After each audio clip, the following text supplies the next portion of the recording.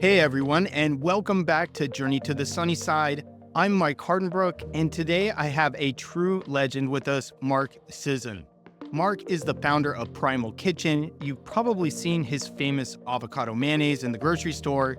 He's the author of several best-selling books on health and fitness, and the mastermind behind Mark's Daily Apple, one of the most well-respected resources in the health and wellness space.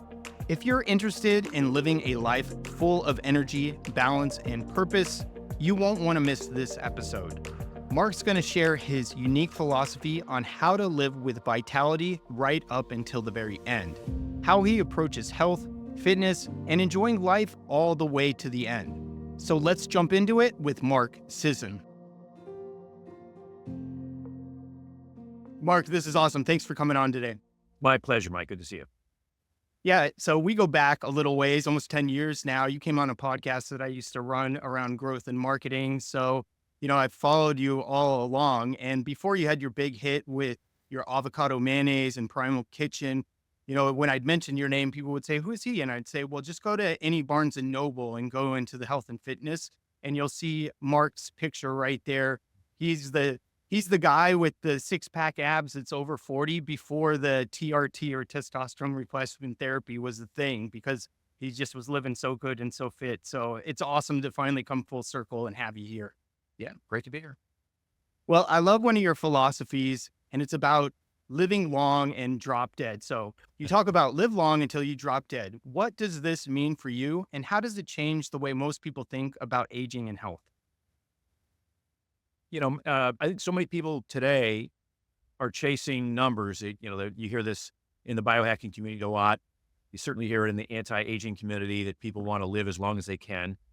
But I've always been a big proponent of quality of life being the major factor. Like, I want to enjoy my life every moment I can, as long as I can, which means I certainly would like to live a long time, but not if the last several years or decades are in a sort of slow decline where the quality of my life has been compromised. Now, two major measures I have for quality of life. One is access to cognition, memories. So being able to converse with people, be present, have a conversation, remember things, and be able to repeat what you heard. So just that basic cognition. And the other is mobility. I think that the ability to move around this world, whether it's walk next door to a coffee shop, get a cup of coffee, or walk down the street to visit a neighbor, or go out for a stroll or a run as a form of exercise, or to get on a plane and go to Italy and do a walking tour. The ability to move about without pain is also one of my definitions of quality of life. So as I look at what it's going to take for me to get into my 80s and 90s, I'm 71. I'm in my 8th decade. I can't even believe that now. But what are my goals? My goals are to be as mobile as I possibly can, to be as participatory as I can in conversation and discussions, in creating things, and using my brain. So with the understanding that one day, when I least expect it, maybe in my 90s, maybe in my hundreds, I'll have a quick demise. And that was the genesis of the T-shirt the first T-shirt I ever did was called, again, "Live Long, Drop Dead." It was sort of a play on, Spock's words from Star Trek, live long and prosper. That was where that came from.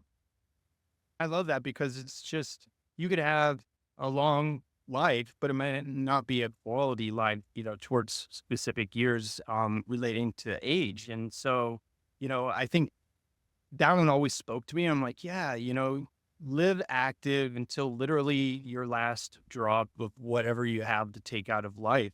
Yeah. I know that you have sort of related this back to the hunter-gatherers, and you have your Primal Kitchen and Primal brand line. Was there some insight there that gave you, like, in your research, that made you think of this? Oh, it's been an inherent thought process my whole life. I'm someone who values the concept of mortality. Like, I think that our pending mortality gives meaning to our lives. And so that every day when we wake up, we ought to be in a position to be excited to get out of bed, have something that we're excited about tackling, some task or some event or some meeting. Um, and that, it's the finality of life that implies that, take advantage of every single day, as best you can. And I've had that philosophy since I was in my teens. Like I don't always honor it. I'm always reminding myself, yes, that's the goal. The goal is to enjoy every moment. The goal is to extract the greatest amount of enjoyment and contentment and fulfillment and pleasure out of every possible moment that you can. And even I, who use that as my sort of overarching theme, sometimes forget, yeah, that's really what it's all about. Yeah, I mean, I think that leads into a really big overall theme here is that, a lot of the people here don't want to take extremes. Most of the time we talk about alcohol and mindful drinking and moderation, but at a broader sense, you can take that well beyond specific things. And I think your approach to life is like a perfect connection, which is why we're talking here, because it shouldn't be about extremes. It shouldn't necessarily be about restriction, but something that can sustain and enjoy yourself. So I love your take on life just in general. And one of those takes is you talk about lifting heavy, moving often, getting outside. How do we see those playing into staying strong and energized as you get older? I know you touched a little bit on that, but maybe you could elaborate on those specific. Yeah, it gets more and more challenging as you get older. I like to sprint. I like to run and sprint. I'm getting ready to go get a hip replacement because of all the damage I did to my hips as a runner 40 years ago, 30 and 40 years ago. So I can't sprint now. So I have to find ways to replace the running sprinting with other activities. So today I did 8 times 45-second rope pull all out. So I was able to figure out a workaround, a way to incorporate this philosophy of moving around a lot at a low level of activity and then sprinting once in a while and then lifting heavy things. In terms of lifting heavy things, in terms of weightlifting in the gym, I'm not going to set a personal record ever again in anything. So there are days when I go to the gym and I'm like, okay, what am I doing here? Because I don't have a real I'm not training for an event, I'm training for a race. I'm not training to break a record or whatever. But what I am training is to be able to get up the next day and do it all over again. So part of my philosophy in the gym is to maintain, right? Is to be able to hold on to whatever level of fitness I can in the indisputable face of a decline in aerobic capacity and strength as we age. No amount of training is going to overcome this decline. The only training that I do right now is contemplated to stem that decline, to slow that decline down. But there'll come a day when I can't play ultimate frisbee and I can't I can't go paddleboard with the same velocity and enthusiasm that I do now. But I'll find something else. I mean, I always have. I was a road cyclist for 25 years. I was a really good road cyclist. Well, probably more like 20 years. But at any rate, when my son was born, I sold my road bike because I figured that was how I was going to get whacked on the roads of Malibu on PCH on Malibu. So I sold my road bike. Did not ride a bike again for 25 years. And then somebody introduced me to a fat tire bike on the sand. And all of a sudden, I opened up this whole new world of excitement. I found something new I could do that challenged me, that provided a great workout, that gave me the opportunity to be outside, that was brutal in certain terms because it's riding a fat bike in soft sand for an hour or an hour and a half in the bright sunshine and the heat of Miami. But damn, it's great. It's fun. I go with friends. We catch up while we're riding. We do, all of these multitasking sort of things that make it an enjoyable workout instead of a chore. So my goal is just to continue to find these sorts of ways of incorporating new movement into my life, despite the inevitable decline in overall strength and endurance. Yeah, I love that. And I love looking at your Instagram. You're always out, you're doing paddleboarding, you're running, you're biking. And I relate to that. I'm 45 now. And about 39, 40, I decided I wanted to I always had a love affair for bikes, but I wanted to start training and mountain bike racing bikes. And it totally changed my fitness. Like I went from being somebody that I never spent a long time in the gym, but I was religious about it. But then I started doing that more often, getting outside, doing trips, planning my training around my riding. Where like when I travel, I just started to want to maintain when I was traveling at first. We travel to Europe and be in Spain, and they had the outdoor, uh, like adult, what do you call it, jungle gym, basically that you could work out on. I'm doing Yeah. pull-ups, push-ups, as much things as I could. And what I realized is that I didn't lose any muscle compared to being in the gym. And so, yeah, I love the approach of just something that you enjoy that maintains and keeps you going forward and not something that you're going to crash and burn on. Right. That's a good point. Yeah. You got to be able to sustain it over a lifetime. And if you can't, you find something that you can for the next phase. Yeah, you're always changing and growing. So, a big part of what you talk about not only is your fitness, but also around health and diet. What do you think is like the ratio of importance between the two? Well, they're definitely related, and you can do one or the other relatively successfully, um, but you get a real synergy if you do them both well. So I think 80% of your body composition happens as a result of your food choices, how you eat. So you can get 80% of your weight loss um, goals achieved just through diet. Exercise by itself is a horrible way to lose weight. So you don't want to engage in some intense calorie burning effort to lose weight without absolutely looking at your diet as the primary means of burning off stored body fat. So exercise, while it's not a great way to lose weight, it's a great way to tone up once you've lost the weight. It's a great way to accentuate some of the metabolic changes that have happened as a result of the changes in your way of eating. So there is this synergy where if you realize that 80% of your body composition happens as a result of how you eat, and that the rest, the sleep and the training, the working out, are adjuncts and will add to it, then you have a nice total picture. You also realize that you don't have to exercise that much if you have your diet dialed in. So now Yeah, recently you really don't. in the last couple of years, I've been talking about what I call the minimum effective dose of exercise. Like what's the least amount of exercise that I can do to maintain strength and fitness and immune system and get on with the rest of my life, not be trashed for the whole day because I overtrained and then I needed to take a nap and it was basically non-functioning for the rest of the day just because I got overzealous in my workout. So what's sort of the minimum effective dose of exercise that will achieve this, get you to 80% or 90% of where you need to be?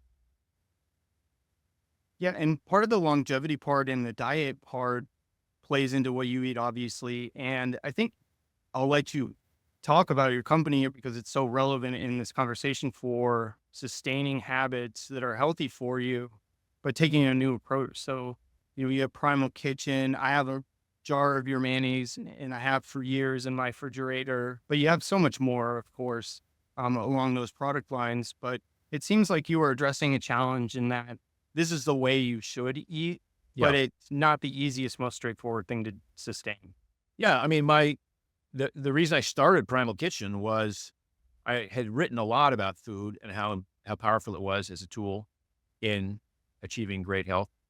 And when you recognize all of the things you have to sort of get rid of, the bread, pasta, cereal, any sort of processed grains, industrial seed oils, sugar containing products, you come down to kind of a short list of, meat, fish, fowl, eggs, nuts, seeds, vegetables, fruit, maybe some starchy tubers.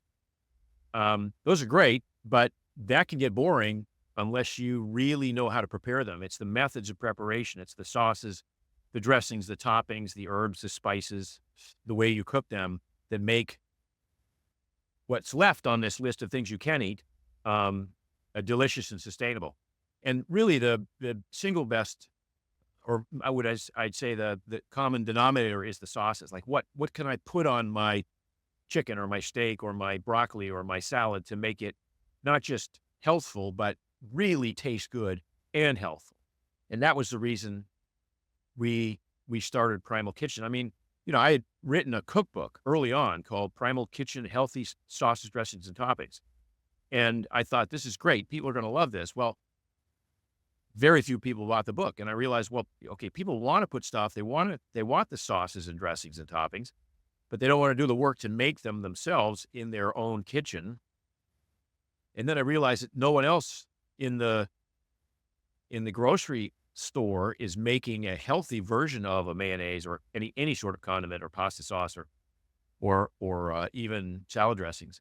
So I thought, well, there's an opportunity there. So that's what we did. We started Primal Kitchen with the idea that I want to encourage people to eat well, to eat healthy. And if I can create the sorts of products that you can pour onto your whatever meat or fish or baked potato or salad or vegetable with reckless abandon and think that it tastes great as a result of the sauce that I created, if that makes eating that way more sustainable over a lifetime, then I've succeeded. Yeah, the sauces are where all those hidden bad things are. So maybe if anybody's listening that doesn't know or isn't aware why you would want to find healthier options, what is it that we want to avoid in the Well, yeah, traditional? most of the dressings, for instance, salad dressings have had either soybean oil or canola oil or some version of some safflower oil or a blend of all of those, corn oil, all of which have been sort of shown recently to be potentially deleterious to health. And yet every salad dressing maker, including some of the more healthy options, still used these types of oils. So we started using avocado oil as the primary ingredient in our salad dressings. Avocado oil is recognized as a very healthy form of fat, healthy oil. Mayonnaises have, historically you've been told, look, mayonnaise tastes great, but don't put too much on your burger or your fries or your sandwich because, it contains bad oils and bad sugars and, who knows what else. So, for instance, I came up in the world of the paleo diet, and paleo and primal were very much against these industrial seed oils. So for years, nobody who ate a paleo diet or a keto diet or a primal blueprint based diet had anywhere to go to get a healthy mayonnaise. And so if you think about how many times in your life you want to have an egg salad or a tuna salad or a chicken salad or a coleslaw or something that uses mayonnaise, and now you can't because there are just no healthy options unless you make it yourself. So our first product was a healthy mayonnaise. It was based on avocado oil as the only oil in it. The primary ingredient, over half the product is avocado oil. And organic eggs, cage-free eggs, and and organic spices and things like that to create a mayonnaise that tastes great and use as much as you want because the more you use, the better it is for you. I think about you saying that sometimes when I decide how much more I'm going to put on. Yeah. No joke.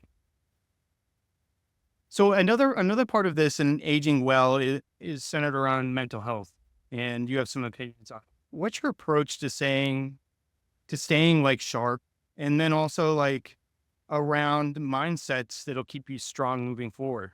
Yeah.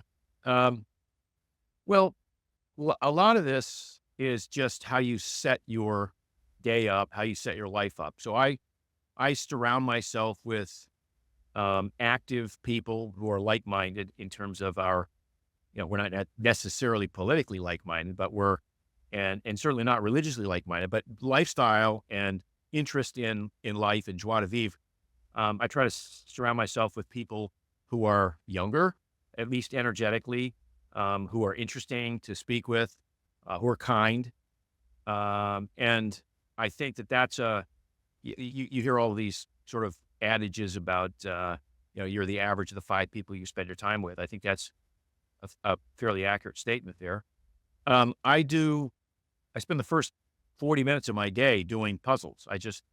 And whether they're word puzzles, crossword puzzles, um, Sudoku, Ken, Wordle, Quordle, Setaquordle. There are all these, I don't know if you've seen any of those types of things. Latest, Apple introduced quartiles, which I'm having a really good time with.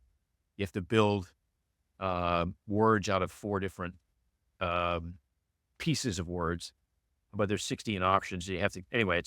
That's my new favorite one. I've always, and then there's strands and connections. I mean, I'm doing them all now, and so I have this list of things that I have to get through before I start my day. And I give myself up to 40 minutes. Usually I'm done in 20 or 25, but and that's kind of with a cup of coffee, that gets everything going, gets my brain stimulated, and sets me up for a day of being able to be on top of things. I think you're motivating me because I've been wanting to do that. My wife is really good at those. So whenever we do one that's a head-to-head kind of thing, I just get my clock cleaned. So Yeah. do you get better with time with those? It depends on all of them. You do, but I mean, for instance, like the Sunday crossword puzzle is considered, sort of a barometer of one's ability to do crosswords. I do that every Sunday.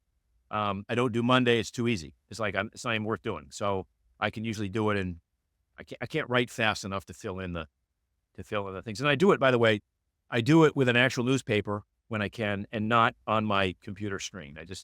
I like that feeling of the pencil and the eraser and the newsprint, and I'm really old school in that regard. Well, that makes 2 of us. I'm Yeah. all old school. I mean, I even wrote my book long-handed, and Yeah, that was there you go. that was a little bit crazy, though. I Yeah. won't do that again. But yeah, all my journaling, anything that I do, I love. I got Chen's people Yep. right here for Yep. us as we go. Yeah. So I want to open it up to a more general question before we end the episode, and that Yep. is somebody who's just starting out on this path of mindful, healthy living. And a lot of people listening here are kind of new to this concept of mindful living through what we talk about with drinking and choosing how you move forward in a healthy way. What Right. are some small steps that they can take that could make a big difference long term? I think that the term "make your bed" has been kind of overblown over the past decade, but there's an element of reality and truth there. I would say finding a routine is one of the best ways to remain mindful, because you can, knowing that you're going to go to bed within a certain time frame, wake up within a certain time frame, have a routine when you wake up, so that you can count on going into your day with a positive mindset. I would say, other than setting up your surroundings for success, don't take things personally.